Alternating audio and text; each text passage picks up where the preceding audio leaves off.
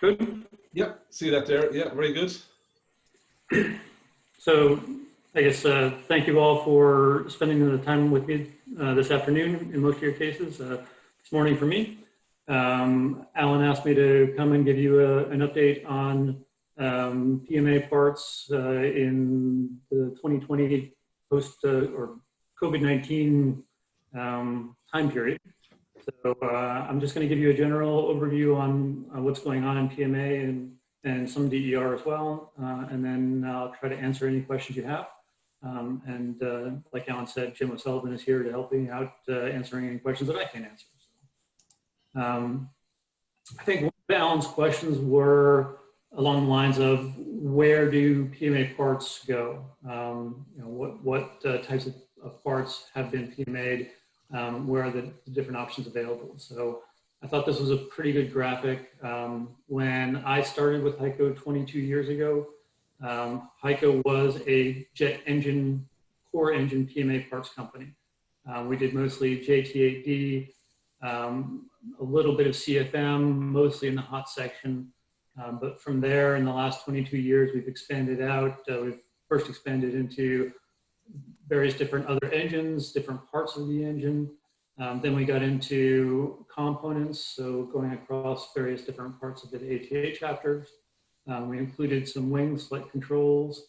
We got into the cockpit and avionics, landing gear. And then in the early 2000s, we ended up getting into the interiors, the labs, the IFE, seat parts, things like that. So it's really gone from a niche engine-oriented industry to basically anything in the aircraft. When you look at it, you could look and think about some PMA or DER alternatives.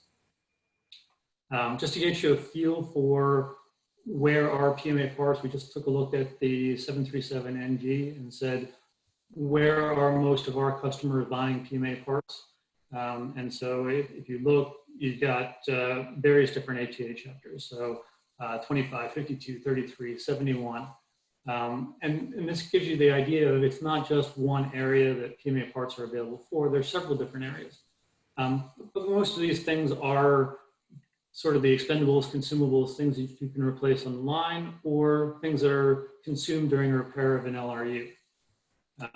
And this actually doesn't include any of the engines. We keep engines separately. So there's a completely separate chart for CFM 56-7B, which would go through and show you where in the 7B do we go and provide PMA parts and savings, et cetera. So one of the things to think about is PMAs. A lot of people start thinking about the compressor blades or turbine blades or discs, but really it's a lot of the other stuff as well that most people use PMA parts for. So things like window shades, tray tables, bin latches, basically any part that you look at on an aircraft, if it's consumed a lot, it's a PMA opportunity, and there's potentially a PMA part for it. Another thing that Alan asked me to talk about was the regulatory support and regulatory acceptance. And one of the things that the FAA has done very well is to go out and get the regulatory support for PMA parts. So in the center, these two are FAA internal documents. This is a 1.5-year long study that the FAA did on the safety and reliability of PMA parts, and it showed that there's no safety or reliability issues with PMA parts. They're just as safe as OEM parts, so long as you follow the rules and regulations. This one addresses the question about if you install PMA parts, what do you use for instructions for continued airworthiness? And then there's a whole raft of bilateral agreements with all the various different operators. So the EASA FAA TIPS started out in 2011 and been revised several times since. And then all the various different other regulatory agencies, most of them have a bilateral agreement with the US. Some of them have working agreements. The difference between a bilateral and a working agreement: bilateral, you've got a two-way information flow between the two regulators. The working agreement is typically a one-way flow, so the FAA is providing data and support to the other regulator, but the other regulator is just providing information back in terms of safety. So there's typically not a bilateral acceptance back, it's only a bilateral acceptance to the other regulator, but these are bilateral agreements. One of the interesting updates in the bilateral agreement world was in 2017, the Chinese-US bilateral was updated. China, during this time period, the pre-COVID time period, was very much interested in getting more bilateral acceptance from its bilateral partners. So they updated the agreement to go through and talk about acceptance of all various different parts, but I just highlighted the portion that talks about PMA parts. And basically what the bilateral agreement is telling the Chinese operators is that PMA parts, which are US PMA parts, are accepted without further showing, without any CAAC involvement, for any parts that go onto a US state of design aircraft or engine. So you're talking about the Boeings, the Pratt's, GEs, CFMs, et cetera. For non-US state of design, the criteria is if the failure modes and effects are minor or not critical, then the FAA PMA parts are accepted again without further CAAC involvement. So there's still a path to go through and do approval for things that are Airbus that are not minor. But if it's minor, then it's accepted without further showing. So all of the examples that I gave in terms of the window shades and tray tables and laboratory flush switches and all of that stuff will be minor. To give you an example as to what classifies something as a major or a minor, if you have an in-flight shutdown of an engine and it's a twin engine aircraft, it's actually considered minor because it was a safe shutdown and the aircraft is designed to be able to have that shutdown. So even if you got to the point where you're talking about compressor blades and you've got a in-flight shutdown of the engine, you're still in the minor non-critical area. You need to get to a point where you're releasing high energy debris before you go and get into the critical area. So this actually cleared up a lot of the question about what does the CAAC need to do to get involved to approve FAA PMA parts. It's really not much unless you're at the critical state for a non-US state of design aircraft or engine. So the other thing that's happened during this COVID-19 era is this has started to actually get some traction in mainland China. We've started to have some mainland Chinese carriers that have come to us and said, okay, we are now interested in learning more about the PMA and DER world. We want to go and improve some parts. So we've got more traction in the last 3 years and more traction in the last 6 months than maybe we had before. So I think that's giving people the pause to say, okay, I want to think about how do I go and save money to make sure that I'm financially viable on a go-forward basis. So it's our one silver lining that we see in this COVID-19 crisis is as airlines are taking a pause from flight operations, they're looking internally in terms of how can they save money for a go forward for a stronger return to service, and just looking at PMA alternatives to reduce maintenance costs is one of the things that they're looking towards. Just taking a look at HEICO and what we do, I gave you a brief overview of all the different types of parts we've done. But one of the things that's interesting to me, and I have to knock on wood each time I show this slide, is since we started keeping electronic records, we've shipped 76 million parts. And so far we've had no service bulletins, ADs, or in-flight shutdowns that have been caused by our design or our production. So I'm really happy about that, and then we're trying to keep that, the zero needs to stay where it is, and the quantity of parts continues to go up. Pre-COVID-19, you were probably talking about that top number ratcheting up about 3 million parts to 4 million parts each year. Taking a look at the broader market, the FAA comes to a market conference once a year, and they typically show a slide similar to this. They've got a whole series of slides that talks about PMAs, where they're approved, things like that. But the interesting thing here is while HEICO has probably about 12,000 active PMA parts, there's 1.3 million PMA parts that are out there. 61% of those are the licensed PMAs, so they're your typical OEMs, but 23% of those are the test and comp, the ones that we're talking about here, and then a smaller fraction are the STCs.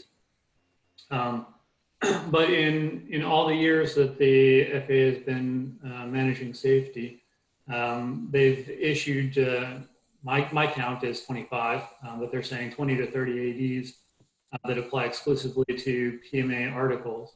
And in contrast, they were issuing about 350 ADs each year for all other product lines. And for the large aircraft industry, we're really talking about 4 ADs. So there's been 3 ADs on large commercial aircraft, and there was only 1 AD on a large commercial engine that were exclusively to PMA parts. So I hope that gives you a very quick overview in terms of what's going on in the PMA industry and field. I'm happy to go on and take questions, and I know Alan's going to send out my contact details for additional questions afterwards if people have them. But I guess I'd say, Alan, unless you want something else. No, that's a very good overview, Pat. Thank you very much for that.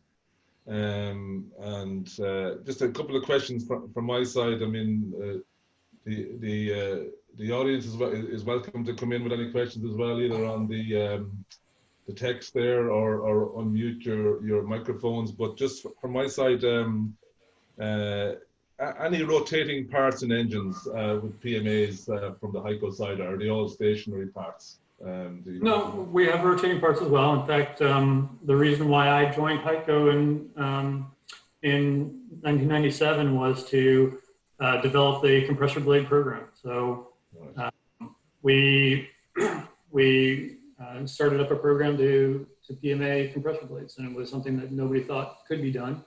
But once we did it, we PMA'd the high pressure compressor at the JT8D, CFM 56, and the CF6. So it's definitely doable. And there's a wide range of parts in an engine or an aircraft. And so you really have to look at the failure mode and effect of the part.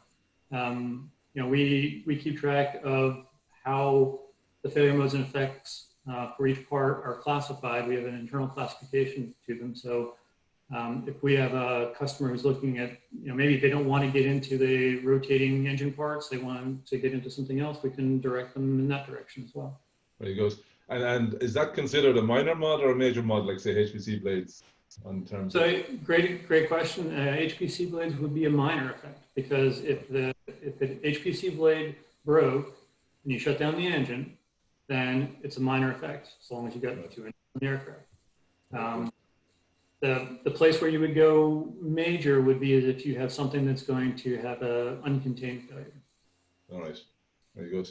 You didn't touch so much on the DERs available at HEICO. Is there much information on that, or is there specific companies within the HEICO group that are doing that? Oh, absolutely. We have 6 companies within HEICO that do PMA, and we have 7, I think, that do DER repairs. All right. So our DER repairs, some of them are focused on individual piece parts, similar to chromalloy in terms of the repair of the part to bring it back to its current standard. But a lot of our other DER repairs are on the component, on the LRU, where maybe we can repair a housing instead of replacing the housing, like that. So the repair group is probably more focused on the line replaceable units than the engines, but we have one company within the repair group that focuses on engine parts. Very good. And the regulatory kind of issues that you brought up in terms of PMAs, they more or less apply to DERs as well, or in a broad Yeah, sense? it's very similar. There's a few different pockets with DER repairs in terms of what needs to be validated versus what's accepted without further showing. Yeah. So it's similar to PMA in that regard. So some countries accept everything, some countries accept everything except, and then you have to deal with the. So, but typically the FAA PMA or DER repairs are accepted by all the regulators. It's just a question of what does it take to get through the regulator acceptance at that side.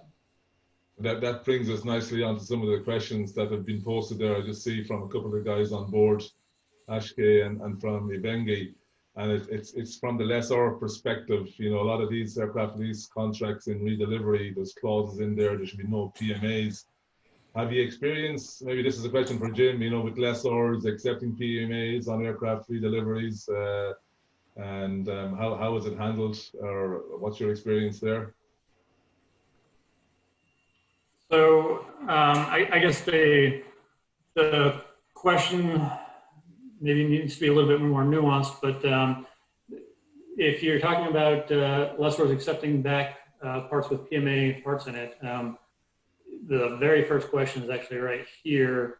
Most OEMs are actually PMA with identicality and license agreement. So the straight no PMA parts is really a bad piece of language, because if you get a part from Honeywell or UTAS, which is now Collins, those are all coming in as PMA with identicality and license. So that particular bit is bad language. But if you're talking about the test and comp side, we've got a lot more lessor acceptance talking about, let me go back up here, about where in the aircraft is it. You know, I think the lessors are moving more towards, maybe it's not rotating flow path in the engine, but in the galleys, in the lavs, in the overhead bins, maybe it's not as important. So I think if you ask it more of a nuanced question in terms of where do you want to accept PMA parts, I think there's a lot more acceptance in some of the other areas than engines. And I think there is more acceptance on the engine side in terms of the individual replaceable parts. So for example, an O-ring that goes onto a chip detector in an engine, where you're removing the chip detector, checking it for chips, putting a new O-ring on, and sticking it back in. You do that every time you check the chip detector. So if you're worried about that O-ring, the next time you pull that chip detector off, you can replace that with an OEM part, and there's no issue, it's gone. So every time you take the chip detector off, you got to replace the O-ring. Yeah. And I think the experience that I've had as well is that any of these aircraft that are, let's say, under second or third lease, you know, there's lesser objection to PMAs, DERs, aircraft on clean time, and maybe parted out in the near future. So they always tell you that it affects the aircraft value, which it's hard to understand sometimes. But yeah, that's good. I know Pat is on a tight time schedule. He's another call to do with IATA after this. I see there's one question from Scott Walkman in there, or a comment I should say. Interior PMAs would typically be acceptable. However, engines, it's typically not allowed. So that's a lessor viewpoint there, which is interesting. So if there's no other questions for Pat, I want to give him the opportunity to maybe step out, because I know he's something else on board. Thanks, Pat, again for your input for this call today. Yep. As I said earlier, and if anybody that joined in the call a few minutes later, our colleagues from Cromwell give their apologies. They can't make it for the call today. There was some issues regarding getting internal approval from the communications department for the presentation. So they did ask us to take any questions that you might have for Cromwell in terms of DER repairs. You can post them here, and I'll take them back. We will be posting their presentation on the follow-on email as usual. So regrettably, we don't have them on board for the call today. But if it makes sense, if there's anybody that's on the call today, if you have any comments or observations on DER repairs in terms of Lessor's experience, it'd be great to hear from you. So yeah, to see it from Andrew Thie from Bellinger, he's saying there, if it's listed in the IPC, then typically accepted. But the question is, are you actively trying to get OEM manufacturer approval for PMA parts such that they are listed in the OEM IPC or IPC's alternatives? Do you have some PMA parts in IPCs, or where we So go? we have some. We typically don't do that because if you go down that path, then you're looking at paying a license agreement back to the TC holder. So you're giving up the cost savings that you would have gotten with the testing comp PMA. However, we have some PMA parts that have been product improvements that the TC holders have actually come back and said that they want to include in the aircraft on a go-forward basis, and have actually bought the PMA parts from us to go and be installed. Right. So it does happen, it's just rare. All right.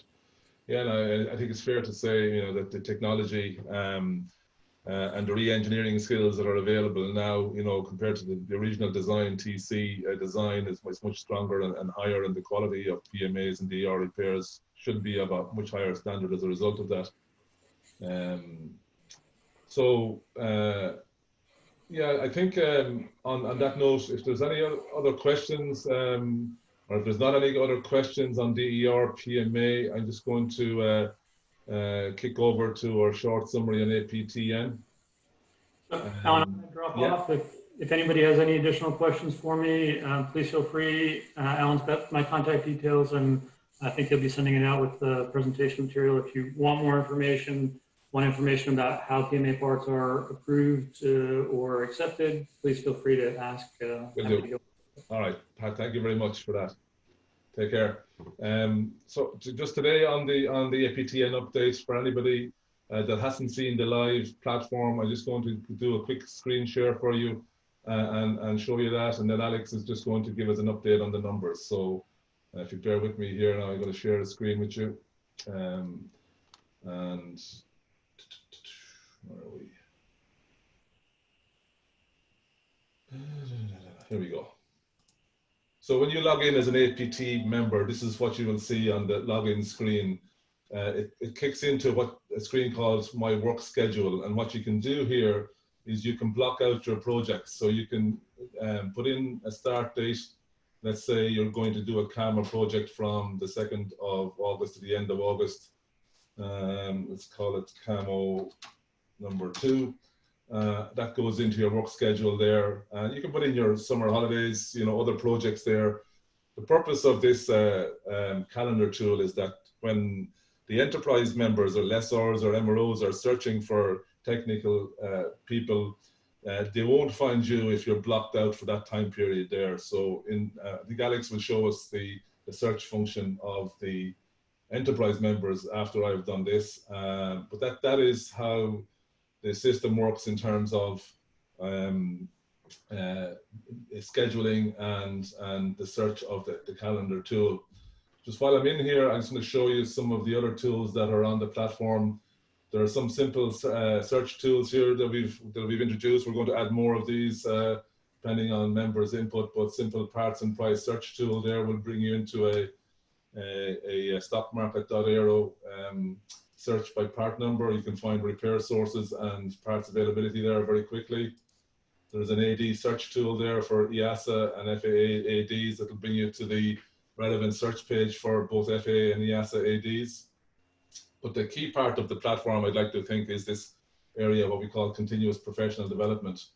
And under that, we hope to have a menu of training courses and upskilling opportunities for members. And there will be a menu here they can select from, whether it's airframe engines, avionics. So over time, we'll populate this with course content from people that are, we won't generate the course content, it'll be experts that are doing this, and there'll be partners with us in providing upskilling opportunities for the APTN members. But for the moment, what we have in terms of online content is an APTN members area, and it's a simple Google Drive, private drive for members. And in here, we're putting in the content of the Zoom calls, which we're on here at the moment. You can see what's in there so far from Zoom 1 to Zoom 14. And each of these then has the presentations from the various Zoom calls. And we also have, just one second now, we also have the podcasts. We have some videos of Zoom calls and some intro videos. But also important, we're going to start develop some online content in terms of aircraft and power plant. So just to show you an example on the power plant side, we have some content in there on CFM 56-5 engines that's useful to members. Intermix of 5Bs is a big area, and if you're not familiar with it, there's an old work scope planning guide in there as well. So we'll add more content as time goes by. And similarly on the aircraft folder side, we'll introduce content here for members on the various aircraft type that are covered on the platform. So that's what's in there at the moment in terms of online content. We'll add more and more as we go through it. The final part of the platform then is in terms of services to members, financial services, insurance services. We have an agreement in place with a professional indemnity insurance organization where they're offering 20% discount on individual rates for professional indemnity insurance, and that will be shortly be posted on the platform here and on the LinkedIn hubs. Other services in time we hope to put in here will be things like travel insurance, health insurance, other services where we can benefit from discounts and group rates from providers that will be of benefit to the APTN membership. And hopefully that provides value for money for the membership fee that we charge annually. So on that basis, I'll stop here. Alex, do you want to just take over there and share one or two screens? Yeah, sure. I'll start by sharing the... So this, as an enterprise member, is what you see, which is our search availability tool. So this allows lessors, MROs, any enterprise members have access to all the members worldwide and access to their information, which helps them contact them. So during COVID-19, this will allow members become in contact with areas that they need to get to without having to send consultants to those countries. And then post COVID-19, once companies and lessors are really trying to cut costs and budget, we believe this platform will be a really good help just to decrease the amount of travel that needs to be done in order for them to achieve meeting their people. So through this platform, you can search any country in which we have members, just Turkey, for example, and it will then bring up.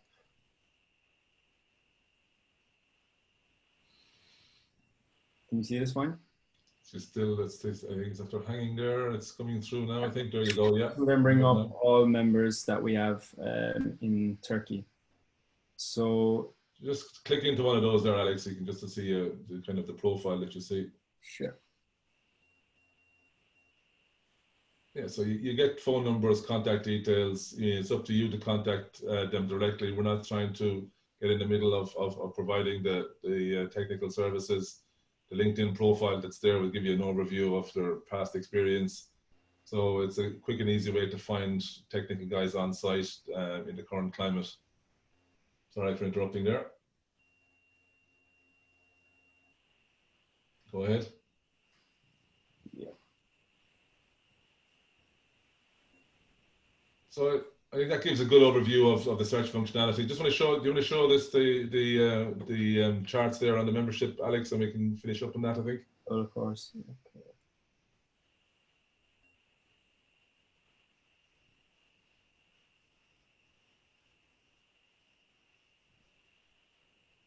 There you go. So as always, if you want to just follow our two LinkedIn pages, they can just give you more info about APTN, our APTN hub, which has all members, all technical professionals around the world. It's just a post here. It's just used to help interact with each other and put in quick posts about your own company or about stuff that's happening around the world.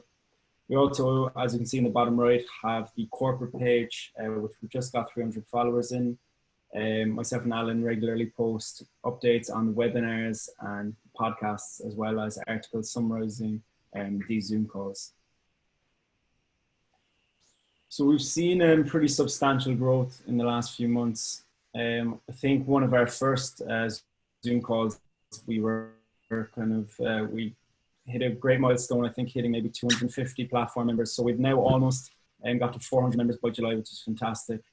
As well as that, the LinkedIn Hub is just surpassed 1,800 members. So we're really trying to grow this just to make it such a connected professional body for aircraft technical professionals. So as always, as I've mentioned in previous webinars, our goal is to get to 1,000 APTN members by the end of 2020. And if you're new to these Zoom calls, I'd